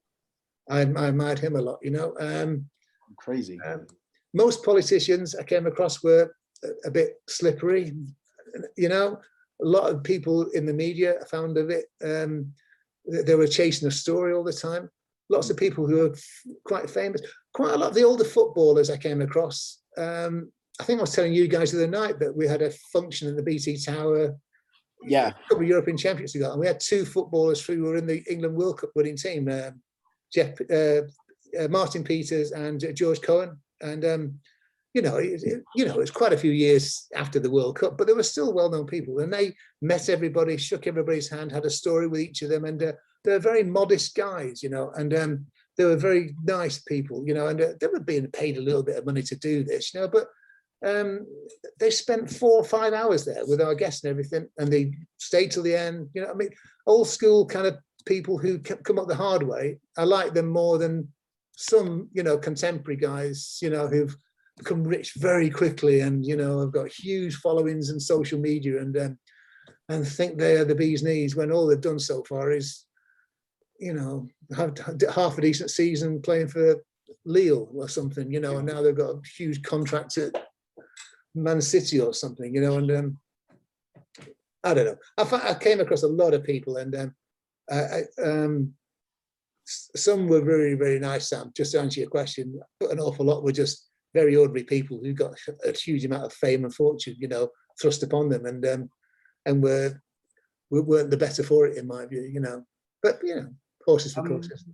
I've got a question as well, to do with obviously your time at BT02, anything. Yeah. Was there one particular moment that was very like you had loads of pressure that was very difficult, and how did you manage to actually overcome that? Because I know there'll be some people out here wondering, how do I overcome difficult situations where there's literally a roadblock? How have you managed to get around it if you've had a situation like that before? Yeah, I had a period when I had some really poor bosses at one period of my time, with my life in the business, and I won't name names because that's unfair, and people can't just defend themselves. But I didn't have a lot of respect for them at all, and I found it difficult to sort of work for them, to the point where I thought, a bit like I was saying when I was at university, I'm not really enjoying this. But like the university, I thought, why should I be the one to quit? If I quit, it just seems like you're running away from a situation. You can't handle it. You've got to be able to sort of manage a situation, even one that's difficult for you, where you're not necessarily getting on with the person who's your superior in some way. Your boss, your team leader, and I just had to work it through, with them, and find a way that we could find a way to be mutually respectful. Yeah. I almost came to blows with one boss I had several times. I really didn't get on with him, and vice versa. He thought I was like a cavalier, wayward, too much of a risk taker. And he came out of the big BT, and we didn't get on at all. But somehow, some way, we just managed to get work done. And then sometime later, I got this phone. He'd gone back into the big corporate world again after that. I got a phone call from him out of the blue saying, "Would you fancy working for me again?" And my immediate reaction was, "I wouldn't work for you in a million years," And I said, "That'd be a pity, because I've got this really great job for you. It's back in BT. It's head of this project, short term, 6 months. It's a major thing. It's a big thing to be involved in. It's a World Cup. I haven't got somebody who can handle all of it." And he said, "I think you're the only person I've ever met who could do it." So I said, "But we don't get on. We don't like each other." And he goes, "I'll give you full reign to do what you do. And I'll give you a big budget. I won't interfere. And if you pull it off and make me look good," and this is the point of all this, he said, "You're the only person I think you can make me look good. I give you the biggest bonus you've ever had in your life." So I thought, well, when you put it like that, how can I say no? You take it. I took it. Yeah. And it was another one of those events in life which I've never regretted, because it set me on another career path, which turned out to be great for me. And it was a great project. And I met some fantastic people, did some great things on it. And he and I still don't get on, but we found a way to kind of respect each other, because he realized I had the capabilities to pull off the project management of it all. and I respected him for leaving me and, you know, not interfering. All he wanted me to do was make sure that he was seen to be the prime mover, you know, and so it's like, I can live with that, you know. Yeah. And that's what I say about you've got to find a way sometimes to work your way through some of these difficult situations in life. You can always go, can't you? You can always take a decision, I can't work with this person, and decide to walk, you know, or decide to go another path, you know, and there's no shame in that. There's nothing wrong with that. Some people make the best decisions by saying, this is ridiculous. I'm not working here. I'm not going to lower myself to be, you know, to work for this sort of person. I've done that. Yeah, you know, but I'm the sort of person who tries to work things through if I can, you know, because I think maybe because I had responsibilities as well, you know, I had a wife and a family, and you know, it's not so easy just to walk away from something, you know. You know, it's almost like, well, I'm still going to feed these young kids that we had, 3 youngsters under 5 years of age. You know, it's like, you know, you've got to be conscious, mindful of that sort of thing. But you know, if you're young without commitments, you can afford to, you can be more adventurous, can't you? I think, you know, you can take more chances in life, I think, you know. One thing I was going to touch on was obviously being married since young. Yeah. Would you say, in terms of decisions you've made and kind of things you've been through, Yeah, that's something you see as being very important that Yeah. happened almost? Because if you've been married, maybe let's say 15 years later, do you reckon that would have impacted on maybe achievements and decisions you've made? Or well, the love of my life is stood 5 yards from me, so I'll be brutally honest and tell you that the best decision I ever made in life was marrying Nana, and being married at a very young age, you know, because I think I had an older head on my shoulders anyway, you know. So it was first year of university, so it's like, cheers, the end of your first year, I was married, you know. So that's, yeah. And a couple of years later, I was working in London, and another year after that, we had our first child, you know. And that's unusual, isn't it? That is unusual. yeah, you know, it's these days Marriage. especially, you know. And our first child, Bexy, had Down syndrome, and that brought its own challenges on, you know. And we had no support network. We were living in London. We had, all of our family were, you know, up north, and we hardly saw them. And we didn't have we just didn't have a support net. We had a couple of friends, and we just got on with it. And Carol, you know, was the one who bore the responsibility for, you know, I was busy doing this, you know, all this wonderful stuff I've been telling you about. And you know, Carol bore the responsibility for you know, for raising the family largely. And yet, look, with, you know, 3 beautiful daughters, 4 fantastic grandsons, and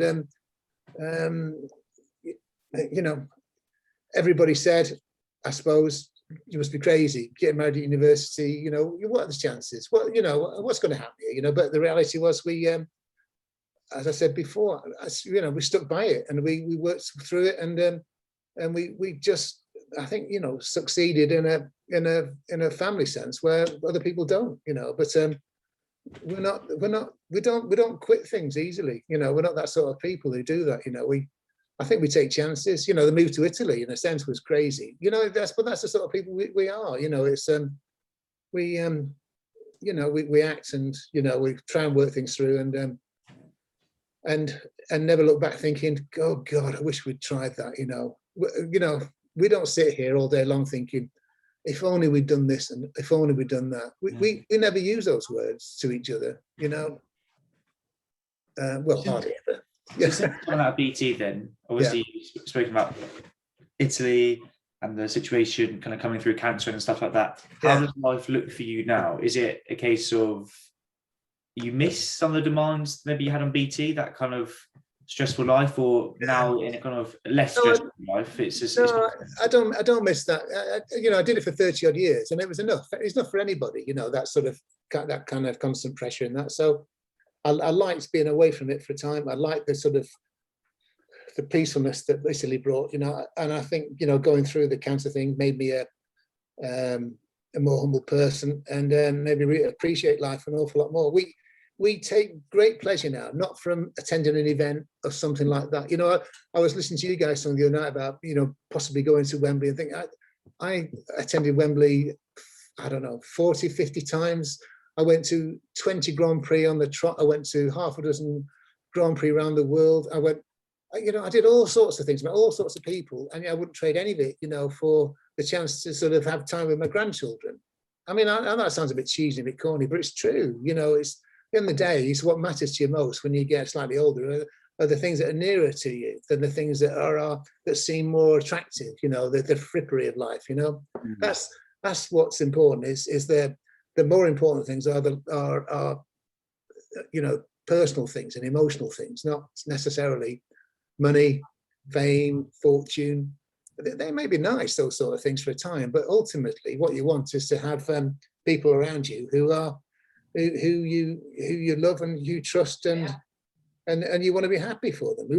We'd love nothing more than to go and spend more time than we are able to do with our grandchildren and our daughters, and when all this is over, we'll do that again.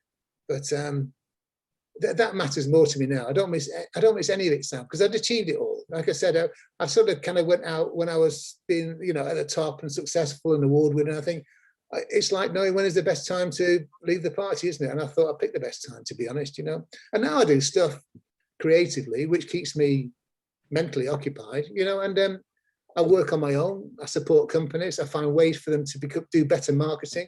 It's a lot smaller scale than BT and O2, it's nothing like the scale of all that, with 240,000 people and, £40 million budgets that I had and whatever it was. But I still got to try and find ways for that little company to become impactful in some way, to do things better, So it's a bit like coming up with a banner on the building kind of like. I still got to come up with that, but in a very kind of small way. And if I can still achieve that, I still get a big buzz out of it, even though the money's not the same and the responsibilities aren't the same and the dangers aren't the same, but I've still got to come up with stuff. And if I don't do it well enough, they say to me, well, goodbye, and so far nobody has, so, we find ways to be creatively stimulated still. And, but we know what's important in life now, rather than what's not important really, and that's what you learn when you get older, I think. You get more boring, but you become a bit wiser, I suppose. But the downside is you get old. That's the downside. The clock's ticking a little bit, and that's why I look at what you guys are doing. It's almost like, oh, what would I give to be in their shoes again? Just going through it all for the first time again. And having time down in South Wales. Where I had a ball at university in Wales. And we had a ball in America when we lived there, with one of our daughters. And it's like, take the opportunity to enjoy it to its most when you're doing it, and never regret it. Just never regret, making the decision.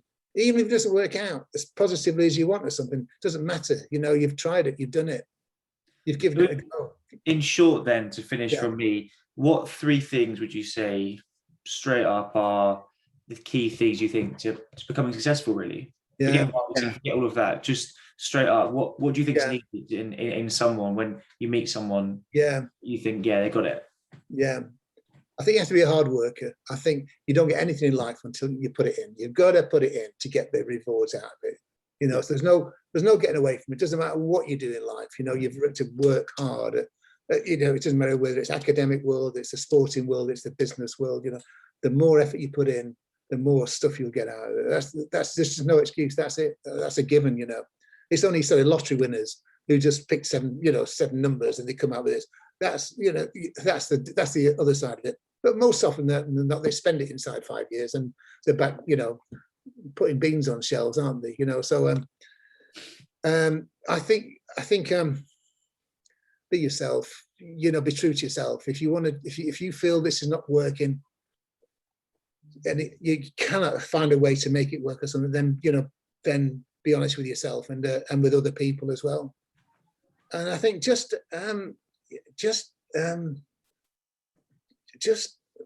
be bold and and be creative. Just do things if you can a little bit differently from everybody else. Try and find a way to stand out if you can. To be. Everybody goes that direction. Is there something over there that could work? And people like people who are a little bit different.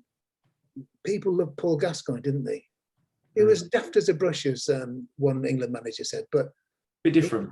He was different.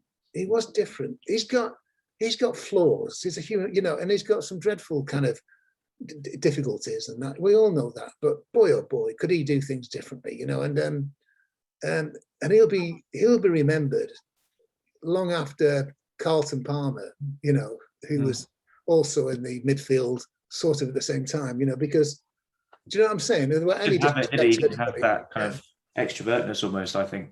Yeah. Yeah. So,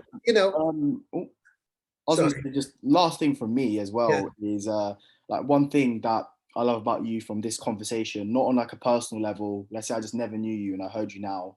Sam would probably agree, and the people watching, is like your mindset in terms of the just do it, take the risks.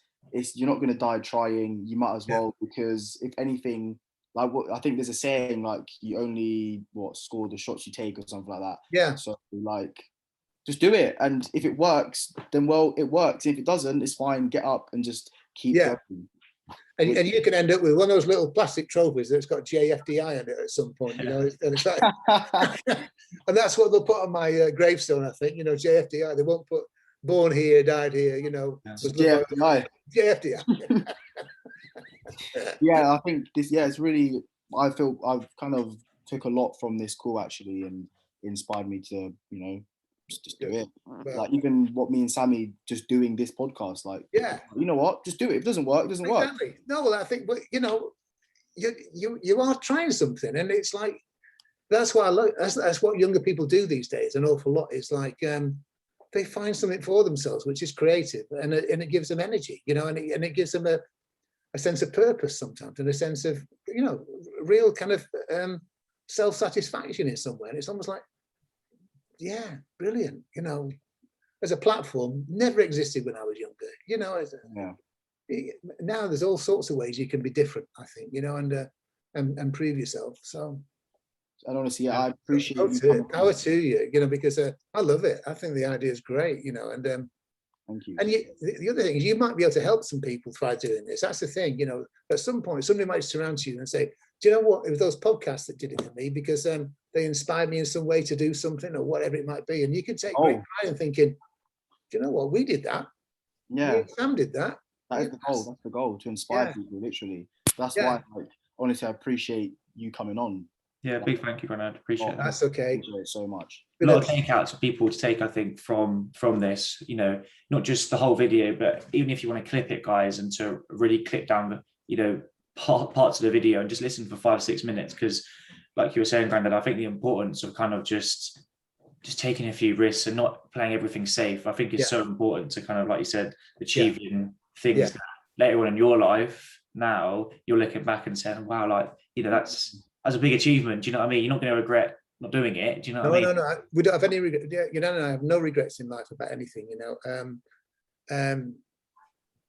We're not millionaires. If I'd done things slightly differently, I think we might be. But would we be together? Would we be happy? Would we have had the kids we've had? Would we live where we do? It's like, do you know what? Sometimes you have to measure wealth in a variety of ways. Money is just one way to measure wealth, isn't it? If you measure wealth in what you've done in life and what you've achieved, and the memories that you've created, and the respect that you might be held in or something, it's almost like, well, and the love of your family. Well, I feel like a millionaire if you measure it in that sense. Yeah. Money's just money. It's just a way to sort of buy things, isn't it? As far as I'm concerned, And I don't drive a Lamborghini. And if I drove one, I'd be worried all day that someone's going to scratch it, and thinking, why do you want to go through life worried that someone's going to, To me, that's like, I knew a guy who was quite wealthy once, and I've met a few people, and I'm still friendly with a few people, and he had about 20 cars at one time. He bought a collection from a well-known pop star, and had all these cars lined up in, in his garages and things, and he was showing them to me, and I said, how do you feel about them all? So he said, it's the worst thing I ever did. Do you know how much my insurance costs a year just to not to drive them, just to, and he said, you're worried that the security, that someone's going to break in, could just damage them, some smackhead, could just turn around and set fire to everything, in return for £10,000 or something, I'm worried that if I drive it, it's going to depreciate. And he just said, a year or so later, I saw him, and he told me the best thing he ever did was sell the damn collection, because it gave him nothing but spastic colon just worrying about it, you know, and it's almost like, would I want a collection of 20 supercars if that's what it does to you? I don't think so, really, you know. Yeah, for sure. I'd rather just have a beat up C-class Mercedes, to be perfectly honest, you know. But just to wrap it up, really, just guys, take in what you said, especially coming from someone that's at a senior level.